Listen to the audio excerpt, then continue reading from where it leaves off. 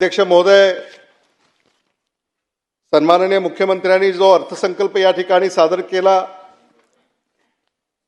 त्याला dream budget आपण असं म्हणालो तर ते चुकीचं होणे सरकारनं अशा अर्थानं या अर्थसंकल्पाला या ठिकाणी सादर केलेला आहे। $1 ट्रिलियन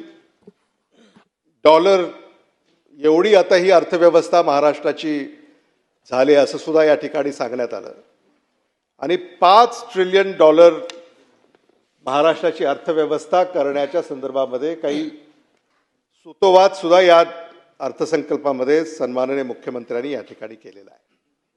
अध्यक्ष महोदय, आज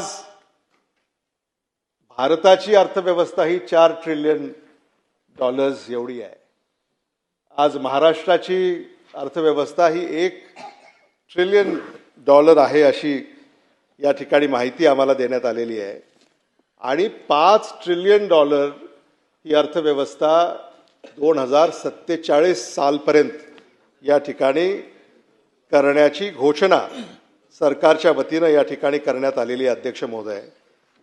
अध्यक्ष महोदय, ही अर्थव्यवस्था जर आपल्याला या झपाट्यानं जर याच्यात वाढ करायची असेल तर त्याच्यामध्ये गुंतवणुकी सुद्धा त्या तुलनेमध्ये अध्यक्ष महोदय या सरकारच्या वतीनं या ठिकाणी केल्या पाहिजेत, हे यातून निष्पन्न होतं।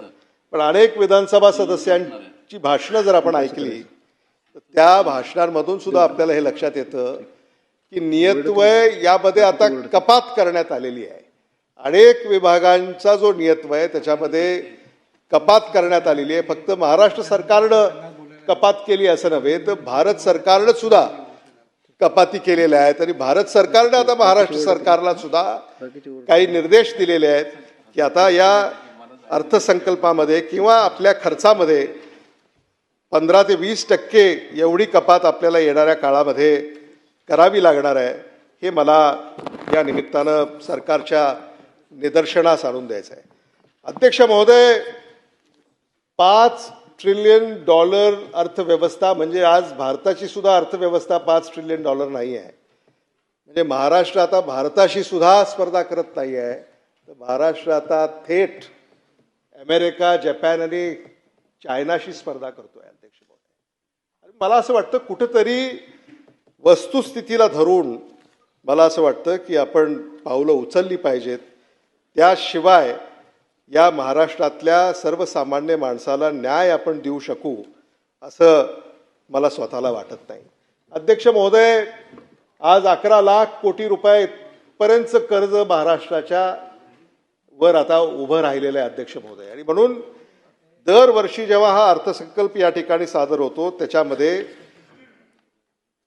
कर्ज हे वाढत चाललेलं आहे, दरडोई उत्पन्न हे वाढत नाही आहे। अध्यक्ष महोदय, आजही आता महाराष्ट्र क्रमांक 1 वर आहे असं आपण या ठिकाणी चर्चा सरकारच्या वतीनं करण्यात येते आहे, पण आज महाराष्ट्र दरडोई उत्पन्नामध्ये सुद्धा 5व्या क्रमांकावर आहे।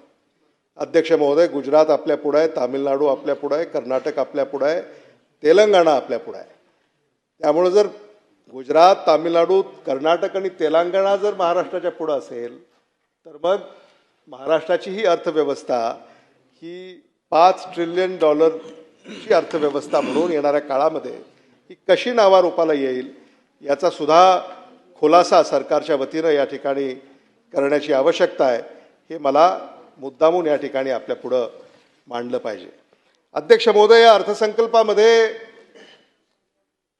जे काही विषय या ठिकाणी मांडण्यात आले, मुंबई, ठाणे, पुणे, नागपूर, नाशिक या शहरांच्या संदर्भामध्येच अधिक भाष्य या अर्थसंकल्पामध्ये करण्यात आलं। ग्रामीण भागाला खऱ्या अर्थानं या अर्थसंकल्पामध्ये न्याय मिळाला असं आपल्याला म्हणता येणार नाही। अध्यक्ष महोदय, आपणही मराठवाड्यातून येता, मीही मराठवाड्यातून येतो आणि या अर्थसंकल्पामध्ये मराठवाड्याचा विसर सरकारला पडला आहे। अशीच परिस्थिती या अर्थसंकल्पामधून आपल्याला या ठिकाणी पाहायला मिळते। अध्यक्ष महोदय, 2023 साली राज्याचे मुख्यमंत्री आदरणीय देवेंद्र फडणवीसजी यांनी अर्थसंकल्प मांडला होता आणि त्या अर्थसंकल्पामध्ये मराठवाडा वॉटर ग्रिड या संदर्भामध्ये त्यांनी घोषणा केली. त्यांच्या डोक्यामध्ये ही कल्पना आहे, ही योजना आहे, पण या अर्थसंकल्पामध्ये मात्र मराठवाडा वॉटर ग्रिड या संदर्भामध्ये कुठेही भाष्य झालं नाही. हे मला असं वाटतं थोडंसं मराठवाड्याला अन्यायकारक आहे असं मी म्हणालो तर ते चुकीचं होणार नाही. हे मला मुद्दामून या ठिकाणी आपल्यापुढं मांडावंसं वाटतं.